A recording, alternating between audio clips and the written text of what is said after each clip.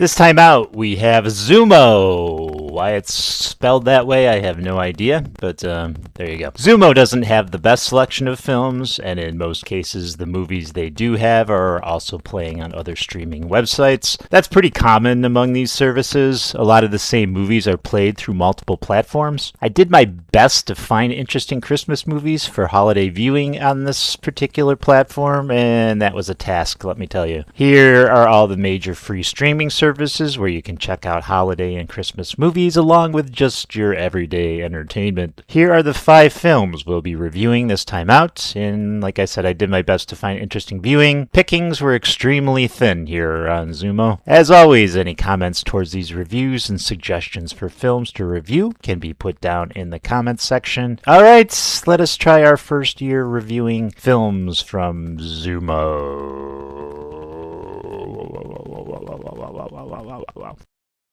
Dashing Through the Snow. Now, this is interesting because there's more than one movie called Dashing Through the Snow. Now, the one that I thought I was going to be watching was directed by Tim Story, and when I looked up Dashing Through the Snow, I found the synopsis for Tim Story's movie, and that's what I put down in my notes, and then I turned on the movie Dashing Through the Snow, which was from 2025, I do believe, and it was not the Tim Story Dashing Through the Snow. It was a different Dashing Through the Snow. I don't know. It was stupid. It was a terrible movie, and I was like, Tim Story, you're not doing very well. And then I realized as doing some research that it's not the Dashing Through the Snow I wanted to watch. So I watched the Tim Story Dashing Through the Snow. That wasn't good either. They both were sucky.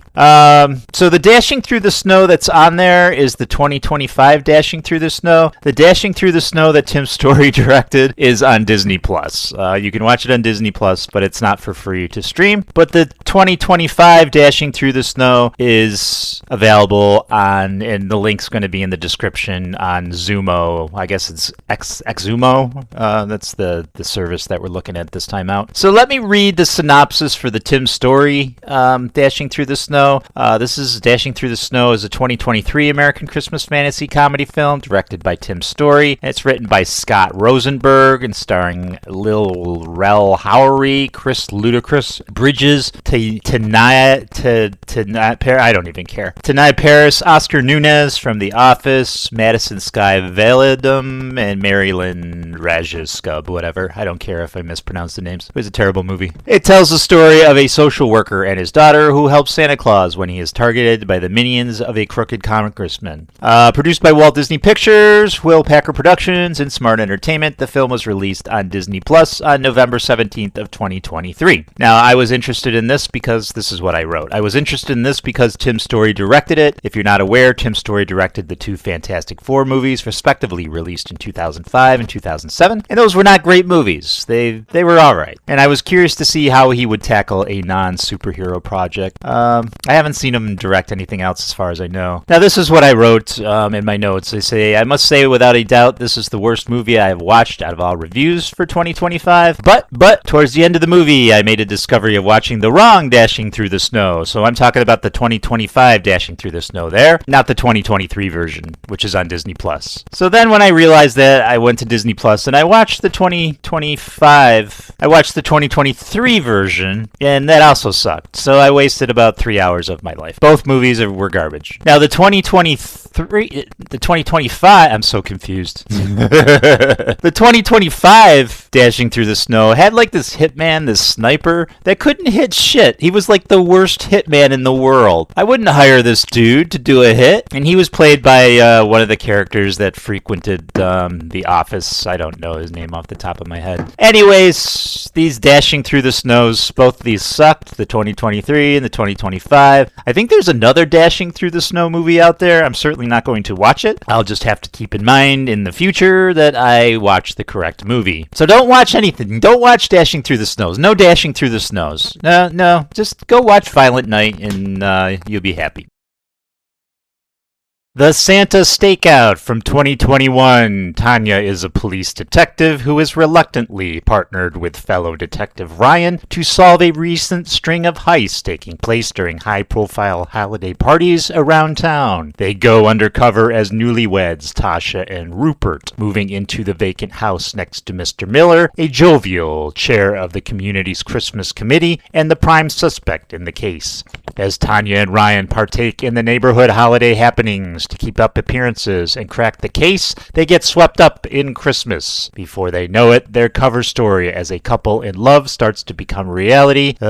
Starring Tamara Mowry Housley, Paul Campbell, and Joe Pantoliano. How the hell they got Joe Pantoliano for this? One never knows. He's like a real actor. Alright, let's fire this movie up and get our holiday on. What's the first thing I see down at the bottom right corner of the screen? No! It can't be. It reads Hallmark Movies and More. This is not a good sign. I loathe Hallmark movies, and this is a Hallmark movie. Okay, open mind, Christopher. Let's give the movie a chance. It may surprise you, but it didn't. The movie was a terrible piece of shit. If you like Hallmark movies, you'll probably like this movie. All the Hallmark ingredients are there. Terrible script, terrible acting, that stupid bubbly music in the background in every scene. Why did they do that background music? It's so stupid and amateurish. The Santa Stakeout is terrible garbage. Just when you think it can't get any worse, it gets worse. Of course, the two police people fall in love after being at odds with each other during the entire film. Predictable as shit. Hallmark crap through and through, and they are the worst police officers in history. Twice they lost their tail they were pursuing. Twice. Terrible, terrible cops. Terrible, terrible police officers. Terrible, terrible movie.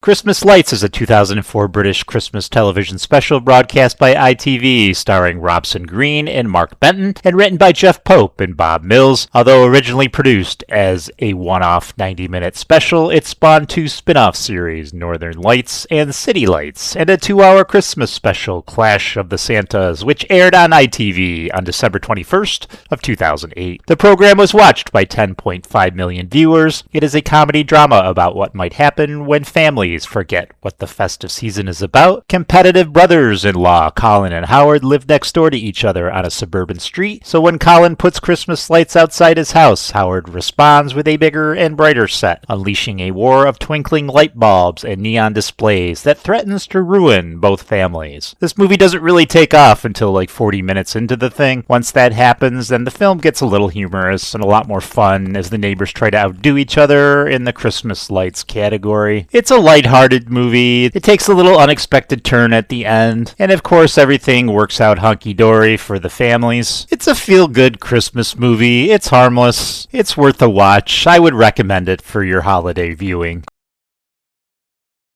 What the fuck did I just watch? Oh, I watched The Elf from 2017.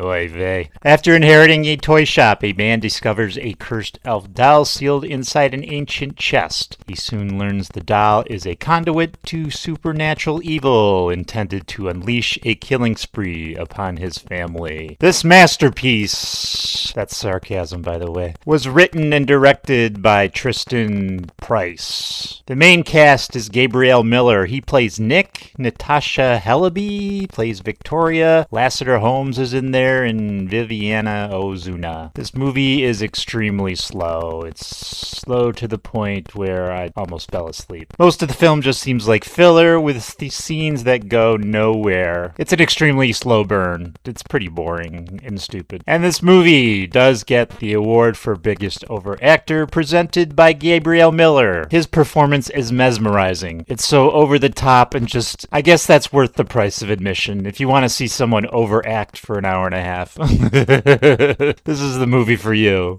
His performance is something else. And a big surprise, this movie is a load of smelly shit. We're not having a good track record here, Zuma. 4 movies in, 4 movies of crap. The story is stupid, the acting is subpar, the dialogue is crap. It's not even a fun B movie. This movie is beyond stupid and has 0 redeeming qualities. There's a scene where a group of carolers come to the door to sing and they get attacked by Christmas lights.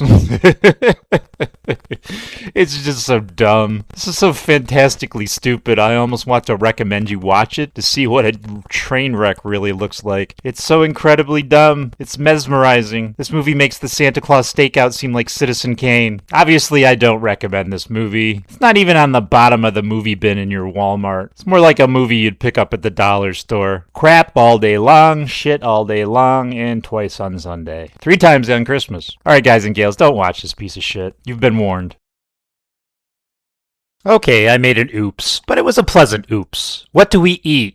From 2005. So this is not a Christmas movie, and I thought it was, so I didn't really figure that out. Well, pretty early in on the movie, but it was interesting enough to keep going. The premise is the Stuckman family gathers for Seder, which is a Jewish meal, with patriarch Ira, an old-fashioned man who pushes his sons as hard as his own father pushed him. Chaos erupts when one of Ira's sons slips him some ecstasy. This movie is kind of a bonus review, and like I indicated in oops, because it doesn't take place or has much to do with Christmas beyond the father owning a Christmas ornament company, and that fact is only touched upon in the film. This film actually takes place during Passover, which, if you're not aware, is more towards Easter. I did watch the entire movie, and it was good enough to give it a mention, so here's the mention, and I would recommend it for Christmas or for Passover or for whenever. Tinseltown is a 2025 British Christmas comedy film directed by Chris Foggin and starring Kiefer Sutherland and Rebel Wilson. With his career as a Hollywood action star faltering, Bradley Mack, played by Kiefer Sutherland, finds himself typecast and blacklisted, leaving him without any potential roles. His agent has him fly to England for stage work, on arriving expecting to find serious roles in a West End theater, but instead Bradley is stunned when he discovers he has been cast as Buttons in a small-town production of the pantomime of Cinderella. Definitely a different type of movie for Kiefer Sutherland, as I'm used to him always playing the tough guy, and they capitalize that image in this film as his character is a washed-up action star. My favorite part of Sutherland's is the portrayal of Jack Bauer on the television show 24. That's who I think of when I think of Kiefer Sutherland, but he goes against typecast in this particular movie. Sutherland does play the part of Bradley Mack well, as it really seemed like he was having a good time with the character. This is a fun Christmas movie that will make you smile. It wasn't gut-laughing funny, but it was humorous in parts. The movie is predictable as hell. Kiefer Sutherland's character goes to England and is cast in a part he does not necessarily want. He warms up to the fact he's going to be in this particular pantomime and then gives it his all at the end. It's predictable, but it's okay. It's okay that it's predictable. It's still a fun movie. It's a good holiday movie. It's some good Christmas entertainment, and I highly recommend it. And that concludes our movie reviews for XUMO. And I don't think pickings are slim on XUMO, as I'm noticing. This is a new channel that we're covering this year. Let's see what they have. I mean, they kind of have B movies, your lower end movies. All they do, they have the wonderful It's a Wonderful Life, which is a great, fantastic movie. Ex Machina is pretty good. I saw that a while ago. Hansel and Gretel, not that. The Captain. I want to check this out with Ryan Reynolds. This is kind of an older movie. I think it's like 2014. Christmas Karen, I reviewed last year or a couple years ago. That was all right. It was pretty good. Let's see what else we got. Yeah, it's just kind of movies you would see at the bargain bin at your Walmart, or movies that you would see at the dollar store. Sacrifice. Gooding Jr. Gooding Jr. and Christian Slater. Cuba Gooding Jr. and Christian Slater. Wow. Remember when they had careers and made mainstream movies? That was many, many moons ago. And now they're in movies that you never heard of. All right, gals and guys. This is day 6 of 7. So tomorrow is our last day, and then Christmas will be upon us. I hope you're all ready for Santa's arrival. Got all your shopping and cooking and baking and all that other good stuff done. And it will be on top of us before we know it. All right, tomorrow is potluck. So it's a bunch of movies that kind of put to the side on various different streaming platforms. We're not spotlighting one particular platform, but they come from all different platforms. And overall, the movies are pretty good. So we will look at those tomorrow. And until then, I wish you farewell and always peace.